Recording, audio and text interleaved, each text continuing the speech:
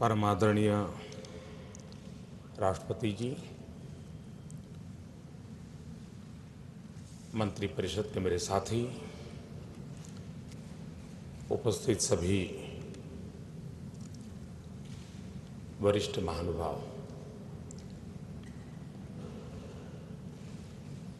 मैं आदरणीय राष्ट्रपति जी का बहुत आभारी हूं कि आपने इस व्यवस्था को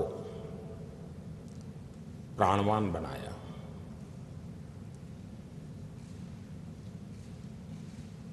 वरना आना मिलना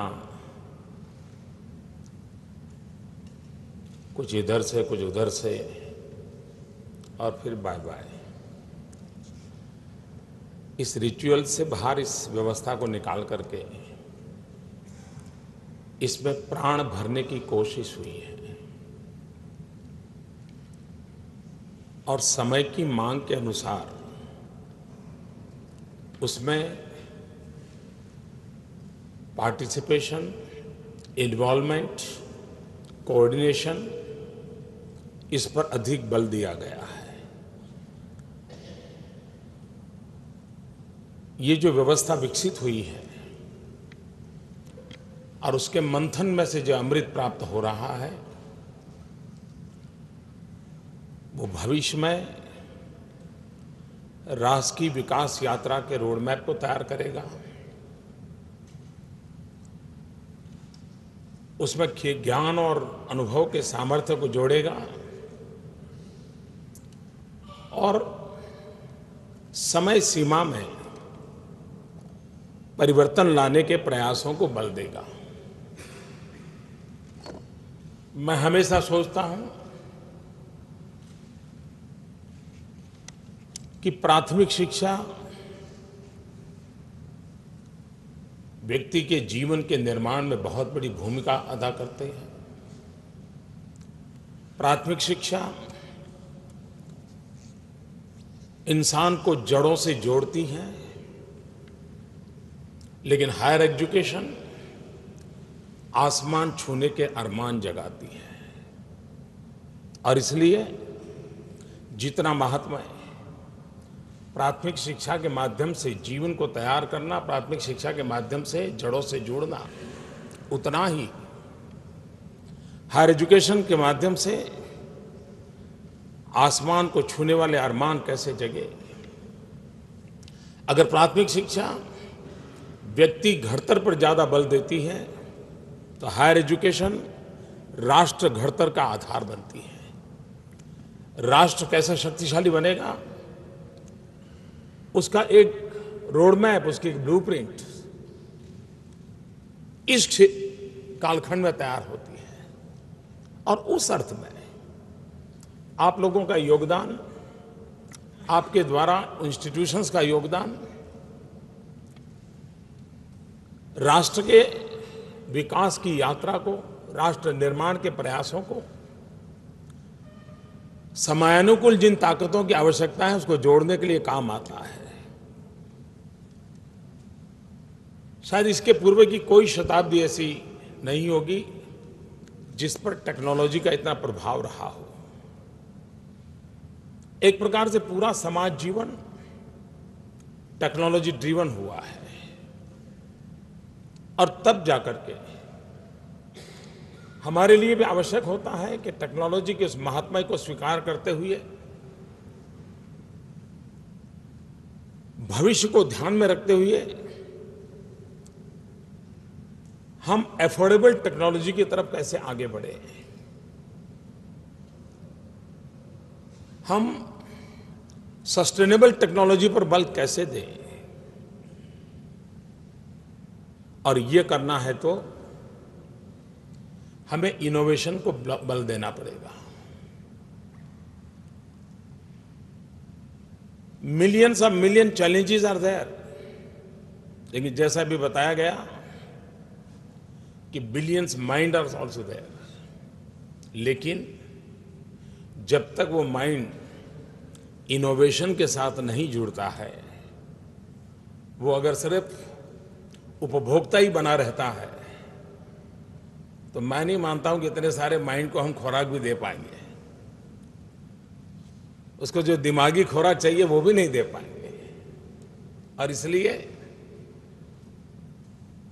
हम भाग्यवान हैं, हमारे पास बिलियंस ऑफ बिलियन माइंड है, लेकिन जब तक हम इनोवेशन के लिए कोई अगर हम प्रॉपर एनवायरनमेंट नहीं देते हैं, मैकेनिज्म डेवलप नहीं करते हैं, रिसोर्स मोबिलाइज नहीं करते हैं, तो कभी कभी विचार धरे के धरे रह जाते हैं। और इसलिए सपनों को साकार करने का एक मार्ग होता है इनोवेशन। हमारी इंस्टीट्यूशंस इनोवेशन को प्राथमिकता देने में कितनी कामयाब हो रही है। अब आज ग्लोबल वार्मिंग, एनवायरनमेंट, ये सारे इश्यूज की चर्चा हो रही है दुनिया में। कुछ लोगों के लिए ग्लोबल वार्मिंग एक चिंता का विषय है, तो कुछ लोगों के लिए ग्लोबल वार्मिंग एक मार्केट का कारण है। उन्होंने इसको एक मार्केट अपॉर्चुनिटी में कन्वर्ट करने की सोची है। वे चाहते हैं कि हम टेक्नोलॉजी में इनोवेशन करेंगे और ग्लोबल वार्मिंग के नाम पर दुनिया के मार्केट को कैप्चर करेंगे। भारत जैसे देश के लिए आवश्यकता बन जाती है कि हम भावी पीढ़ी की रक्षा के लिए क्या वो इनोवेशन दुनिया के सामने ला सकते हैं कि जो अच्छा भी हो, सस्ता भी हो और सामान्य मानवीय के जीवन के साथ सहजता से एडप्टेबल हो। अगर ये व्यवस्थाएं हम विकसित करते हैं तब तो ये बिलियंस ऑफ बिलियन पीपल एक कदम चल करके भी क्लाइमेट चेंज की इतनी बड़ी समस्या के समाधान के लिए रास्ते खोज सकते हैं। आज दुनिया में एक कल्चर डेवलप हुआ, थ्रो अवे कल्चर, लेकिन दुनिया ने संकट जो पैदा हुआ है उसके कारण अब थ्रो अवे कल्चर्स के चिंता का कारण बना है। और उसके कारण रीयूज कैसे करना, रिसाइकल कैसे करना, इस पर मंथन चल रहे हैं। भारत जैसा इतना बड़ा देश, हम वेस्ट को वेल्थ में क्रिएट करने के लिए क्या इनोवेशन कर सकते हैं। मान लीजिए हमें 50 मिलियन मकान बनाने हैं। आज जिस मटेरियल के आधार पर मकान बना रहे हैं, क्या हम उतने मकान बनाने के लिए मटेरियल प्रोवाइड कर सकते हैं? हम जानते हैं इन दिनों नदी की रेत, बालू स्मगलिंग होता है। एक राज्य दूसरे राज्य में स्मगल करता है क्योंकि उसको कंस्ट्रक्शन के लिए रेत उपलब्ध नहीं है। एनवायरनमेंट के कारण भी ऐसे हैं कि रेत लेना भी मुश्किल होते जा रहा है। तब जाकर के हमारे इनोवेशन के लिए सबसे बड़ी चैलेंज है कि हम मकानों की रचना में किस मटेरियल को प्रोवाइड करेंगे जो हमारे पास वेस्ट पड़ा होगा, वही वेल्थ क्रिएशन का कारण बनेगा। हम इनोवेशन को कैसे लाएं? हम कभी कभी बाहरी या उधारी चीजों को तुरंत अडॉप्ट कर देते हैं। जिस जगह पर मुश्किल से सप्ताह में एक आध दिन सूरज के दर्शन होते हैं, वो जब मकान की रचना करेगा तो चारों तरफ शीशे लगाएगा ताकि कहीं से एक किरण मिल जाए तो चली ना जाए, मेरे नसीब में आ जाए। लेकिन हम भी अगर वैसा करेंगे तो फिर हमें क्या करना पड़ता है? एक कर्टन लगाओ, 2 कर्टन लगाओ, 5 कर्टन लगाओ, टेम्परेचर यानी हमें हमारे रिक्वायरमेंट के अनुसार हमारे आर्किटेक्चर को डेवलप करना पड़ेगा। जब तक हम हमारे रिक्वायरमेंट के अनुसार हमारे आर्किटेक्चर को डेवलप नहीं करते हैं और हम बोरो की हुई व्यवस्थाओं को स्वीकार करेंगे तो शायद हम ही संकट को बढ़ाने के लिए हिस्सेदार बनेंगे।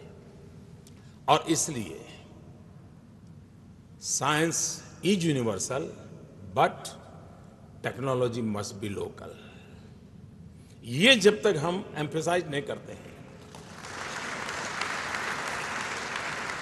अब मान लीजिए मुझे आसाम के अंदर पानी निकालना है या पानी पहुंचाना है, तो मैं 50 बार सोचूंगा कि मुझे स्टील की पाइप की जरूरत है क्या वहां। और मेरा आंसर है कि स्टील की पाइप के बिना बाम्बू को पाइप में कन्वर्ट कर करके पानी पहुंचाया जा सकता है और स्टील से उसकी लाइफ ज्यादा होती है। कहने का तात्पर्य है कि मुझे अगर वहां बाम्बू से काम चलता है तो मुझे स्टील ले जाने की जरूरत क्या है। और इसलिए समाज जीवन की जो स्वाभाविक आवश्यकताएं हैं उसको हम कैसे उस प्रकार से उपयोग करें। हम एक वर्चुअल प्लेटफॉर्म तैयार कर सकते हैं क्या। एक वेबसाइट आज इम्प्रिंट की हमारे सामने आई है।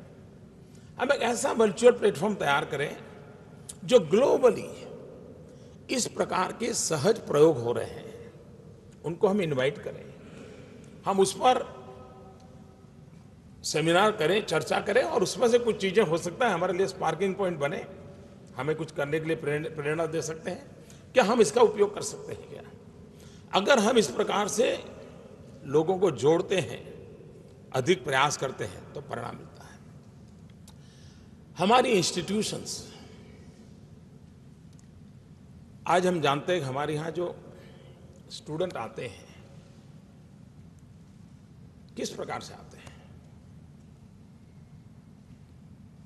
एक चिंता का विषय है कि ज्यादातर स्टूडेंट हमारे पास अब जो पहुंच रहे हैं वे एंट्रेंस एग्जाम कैसे पार करना उसी में उनकी मास्टरी होती है।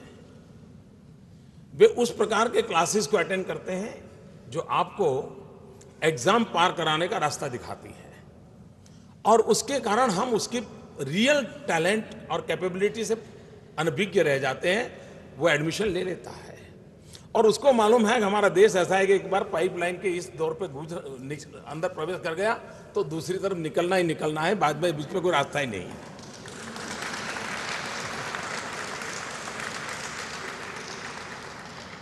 हमारे यहाँ कोई एक आईएएस अफसर 24 घंटे पढ़ाई करके एग्जाम पास कर लिया, अंदर आ गया तो उधर सेक्रेटरी बनकर ये निकलेगा। ये जो स्थिति है और इसलिए हमें लगातार हमारे यहां रैंकिंग करने की पद्धति बदल सकते हैं क्या, वरना हम इन्वेस्टमेंट करते जाएं। समाज का है, मैं सरकार की बात नहीं कर रहा। हम इन्वेस्टमेंट करते जाएं लेकिन अल्टीमेट प्रोडक्ट जो है वो हमारे काम ना आए, उसका तो गुजारा कर लें, लेकिन वो खुद का गुजारा तो टीचर बन के भी कर लेता। आज हमारा देश इतनी बड़ी मात्रा में डिफेंस इक्विपमेंट इंपोर्ट करता है। देश का बहुत बड़ा बजट डिफेंस सेक्टर में लगा है। क्या मेरे देश की टेक्निकल इंस्टीट्यूशंस वो रिसर्च और इनोवेशन में लीड नहीं कर सकते कि जो डिफेंस इक्विपमेंट मैन्युफैक्चरिंग के लिए जो रिसोर्स मोबिलाइजेशन है उसमें सबसे बड़ी ताकत है टैलेंट एंड ह्यूमन रिसोर्स। उस ह्यूमन रिसोर्स की कैपेबिलिटी इतनी हो कि दुनिया के किसी भी डिफेंस मैन्युफैक्चरिंग वाले लोग हैं उसको पहले ये ध्यान में आना चाहिए कि भाई the best talent is here, मैं मैन्युफैक्चरिंग में करूंगा और मुझे अगर चीप टैलेंट मिल जाती है तो मैं ग्लोबल मार्केट के अंदर एफोर्डेबल रूप में खड़ा हो जाऊंगा, मैं मार्केट में खड़ा हो जाऊंगा। और इसका मतलब ये हुआ कि मुझे अगर मेरे देश की डिफेंस रिक्वायरमेंट के लिए इतना इंपोर्ट है, अगर मेरी इतनी इंस्टीट्यूशंस मिलकर के तय करें कि अब हिंदुस्तान के 10 साल के अंदर डिफेंस इक्विपमेंट इंपोर्ट करने में हम 50% कम कर देंगे, मैं समझता हूं भारत सरकार को जितना बजट बचेगा इसी एजुकेशन सिस्टम को बढ़ावा देने के लिए देने में कोई हर्ज नहीं होगा। कितना बड़ा फायदा होगा, हम आत्मनिर्भर बनेंगे।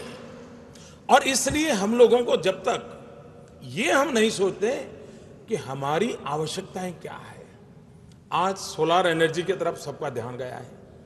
175 गीगावाट बहुत बड़ा एम्बिशियस प्लान है। दुनिया के किसी भी देश के व्यक्ति के साथ जब भारत 175 गीगावाट रिन्यूएबल एनर्जी की बात करता है तो 5 मिनट तो समझ नहीं पाता है कि मैं मेगावाट बोल रहा हूं गीगावाट बोल रहा हूं। उनको अचरज हो रहा है, क्या कोई देश इतना बड़ा इनिशिएटिव ले सकता है। लेकिन अगर हम टेक्नोलॉजी में इनोवेशन करें, हम सोलर मैन्युफैक्चरिंग में, सोलर के इक्विपमेंट मैन्युफैक्चरिंग में हम नए इनोवेशन कर करके हम मैक्सिमम पावर जनरेशन की दिशा में कैसे जा सकते हैं। हम उसको और कॉस्ट इफेक्टिव कैसे बना सकते हैं, हम कितनी बड़ी देश की सेवा कर सकते हैं। अभी मैं एक साइंस मैगजीन देख रहा था, पढ़ तो पाता नहीं हूँ ज़्यादा, तो उसमें एक चीज़ मेरे ध्यान में आई। एक प्रयोग चल रहा है विंड एनर्जी के संबंध में। तो जो विंड टर्बाइन्स हैं, अब वो हवा में जो ह्यूमिडिटी है उसको भी कैप्चर कर रहे हैं। अब वो विंड के कारण पावर तो जनरेट करते हैं, लेकिन उसी व्यवस्था से वो ह्यूमिडिटी को कैप्चर करके उसमें से पानी में कन्वर्ट करते हैं।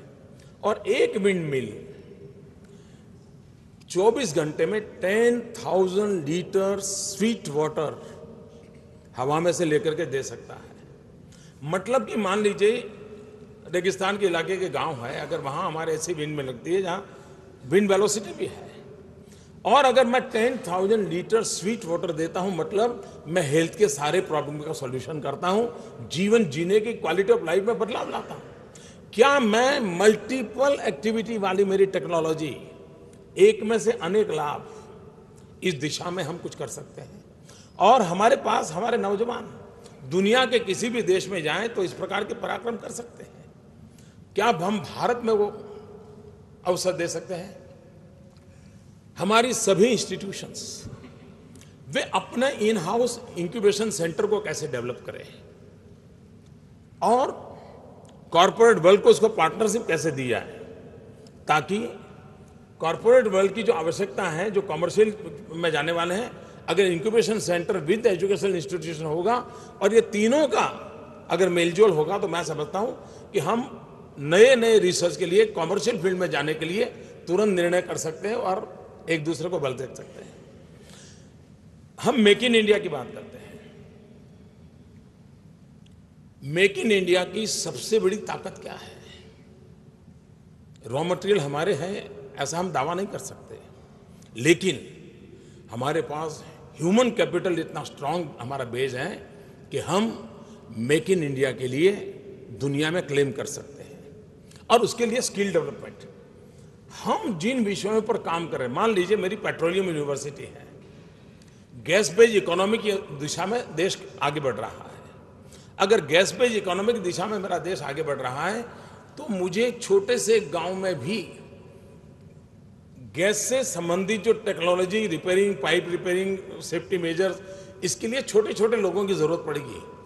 क्या हमारी इंस्टीट्यूशन आखिरी छोर पर हमें किस प्रकार के ह्यूमन रिसोर्स डेवलपमेंट चाहिए, उसका सिलेबस तैयार करके स्किल डेवलपमेंट करने वाली इंस्टीट्यूशन तक उसको लिंकेज करे, तो मेरी यूनिवर्सिटी प्रोफेशनल लोगों को तैयार करेगी, मेरी यूनिवर्सिटी एक्सपर्ट साइंटिस्टों को तैयार करेगी, टेक्नीशियंस को तैयार करेगी, लेकिन बैकअप के लिए मुझे जिस प्रकार के ह्यूमन फोर्स की जरूरत होगी वो भी साइमल्टेनियस तैयार होगा। कितना बड़ा बदलाव आ सकता है। लेकिन हमारा काम टुकड़ों में होता है। जब तक हम होलिस्टिक अप्रोच नहीं करते, इंटीग्रेटेड अप्रोच नहीं करते हैं, तब ये टुकड़ों से जब व्यवस्था बनती है तो हमारी कठिनाई बढ़ जाती है। और इसलिए हमारे लिए ये भी आवश्यकता है। दूसरी प्रकार से कोई देश इन आइसोलेशन नहीं चल सकता, उसी प्रकार से कोई एक इंस्टीट्यूशन इन आइसोलेशन नहीं चल सकती।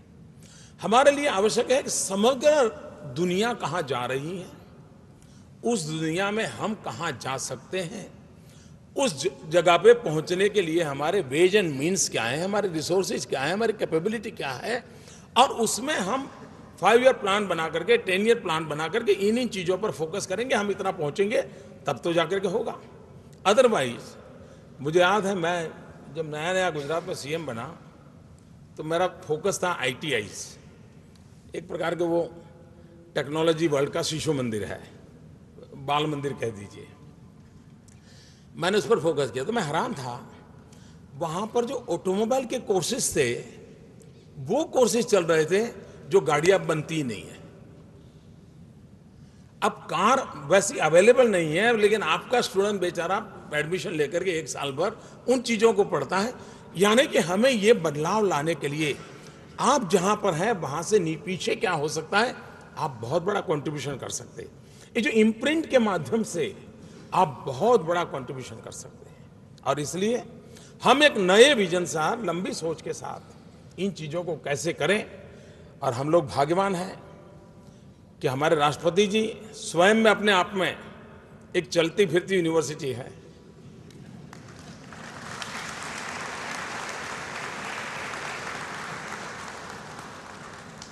कोई मुझे पूछे कि प्रधानमंत्री बनने का आपका सबसे बड़ा फायदा क्या है, तो मैं कहूंगा सबसे बड़ा मेरा फायदा है राष्ट्रपति जी के निकट जाने का। जब मैं मिलता हूं, ज्ञान का भंडार होता है। मैं सच बताता हूं जी, इतनी चीजें बारीकी से बताते हो, उसके साथ उनका एक्सपीरियंस होता है।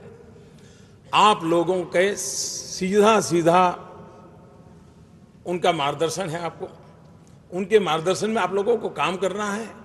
मैं नहीं मानता हूं कि अब कोई हमें रोक सकता है। Sky the limit.